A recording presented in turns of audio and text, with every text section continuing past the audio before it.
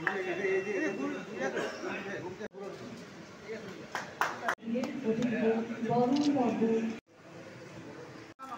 প্রদর্শনী কক্ষের আনুষ্ঠানিক উদ্বোধন করছেন রাজ্যের মাননীয় মতো এবছরে নানান বিষয় নিয়ে আমাদের চিত্র সাংবাদিক ভাইয়েরা তাদের প্রতিদিনকার যে কর্মব্যস্ত জীবনের মাঝেও তাদের দৃষ্টি রয়েছে সমাজের বিভিন্ন দিক, কিন্তু তারা তাদের ছবিতে তুলে ধরেছেন এবং প্রতি বছর 3 দিন ব্যাপী এই চিত্র প্রদর্শনীর মূলত একটাই উদ্দেশ্য থাকে, বছরব্যাপী চিত্র সাংবাদিকরা যে নিজেদের কর্মজীবনে তাদের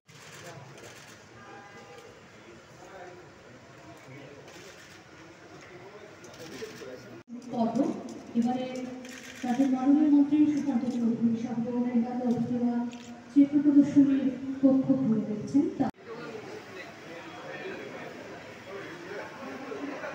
হয়ে যাবে সৌভ্রাতৃত্ব এবং সংহতির সুস্থ বাতাবরণ।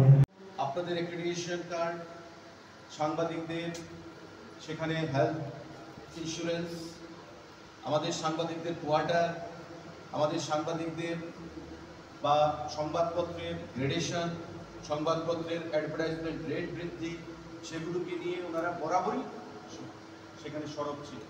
মুখ্যমন্ত্রীর সঙ্গে, আইসি দপ্তরের মন্ত্রী যখন আমি ছিলাম আমার সঙ্গে কথা বলেছি এবং আমরাও চেষ্টা করেছি যারা এই পেশার সঙ্গে একটা নোবেল পেশা প্রফেশন সঙ্গে আপনারা যুক্ত রয়েছে আপনাদের পাশে দাঁড়িয়ে আপনাদের মনোবল বৃদ্ধি করার জন্য। আজকে সংবাদ মাধ্যম বা সংবাদপত্রের পরিধি বৃদ্ধি পেয়েছে। আগে একটা সময় ছিল 30 বছর 40 বছর আগে আমরা যখন দেখতাম অনেক কষ্ট করে সংবাদপত্র প্রকাশিত হতো।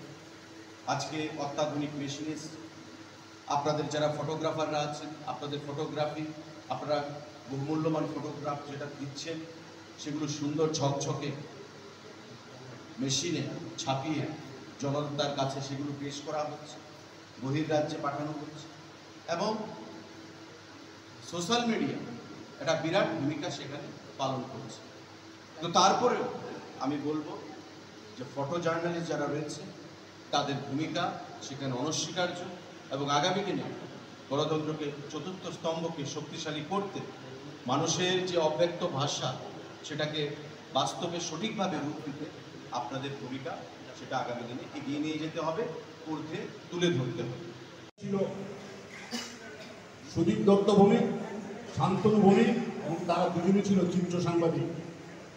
আজকের দিনে তাদেরকে আমি স্মরণ করে আমার বক্তব্য শুরু করছি।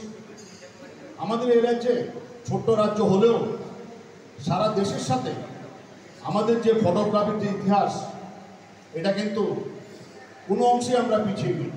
আমাদের এই রাজ্যে পতিতদশা সাংবাদিক, চিত্র সাংবাদিক বুদ্ধগুপ্ত ছিলেন। ওনার ছবি গোটা বিশ্বে একসঙ্গে আলোড়ন ফেলে দিয়েছিল। পুষ্পবন্ধু একজন চিত্র সাংবাদিক ছিলেন, আপনারা সবাই জানেন এই প্রজন্মে যারা আছেন, এবং বর্তমান প্রজন্মের যারা আছেন এই প্রজন্মেরও অনেক চিত্র সাংবাদিক আছেন।